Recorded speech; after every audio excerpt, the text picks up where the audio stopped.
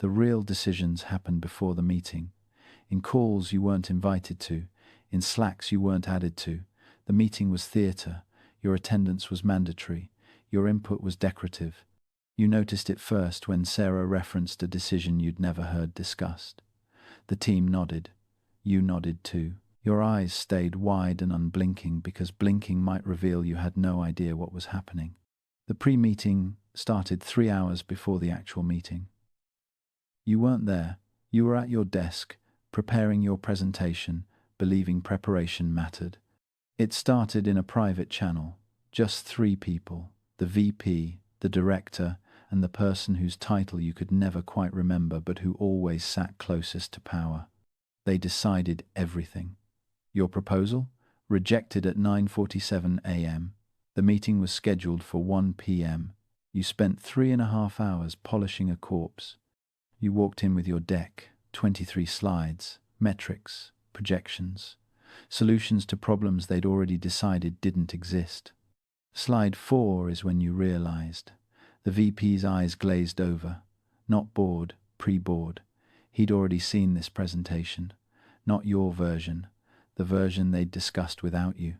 The version where your ideas were dismissed in a 3-message exchange you'd never read. You kept presenting. Your voice stayed steady. Your hands didn't shake yet. The stick-figure body remained upright, spine curved at the standard meeting posture. Compliant, professional, obsolete. The director asked a question. You recognized it immediately. Not a real question, a performance question. The kind designed to make it look like input was being considered. Your answer was thorough. It didn't matter. The answer had been written before you opened your mouth. They thanked you for your input that had already been excluded from the decision, your input that existed only to check the box labeled collaboration. The Slack thread you weren't in continued during the meeting. You saw it later, accidentally. Someone screen shared and forgot to close it. Yeah, we're not doing that. Already decided this morning. Just let them present. We'll move forward with Plan B after. Plan B. There was a Plan B. You'd spent 2 weeks on Plan A. Plan B was created in the 17 minutes between the director's first coffee and second coffee. The meeting ended. They thanked you again for your time, for your effort, for your decorative participation in a decision that had been made in a conversation your name was never mentioned in. You walked back to your desk. The large white eyes stared at the screen. You opened Slack, scrolled through channels, public channels, channels you were in, channels that mattered. You started noticing the gaps, messages that referenced conversations you'd never seen, decisions that appeared fully formed with no visible discussion, conclusions that had no visible beginning.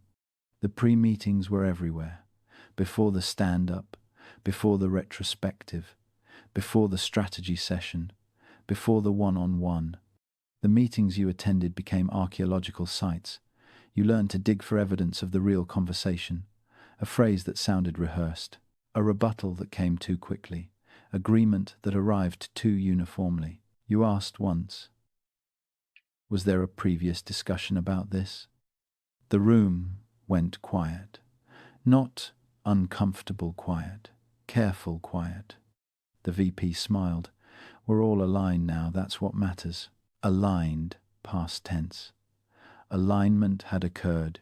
You weren't there for it. You started arriving early to meetings. It didn't help.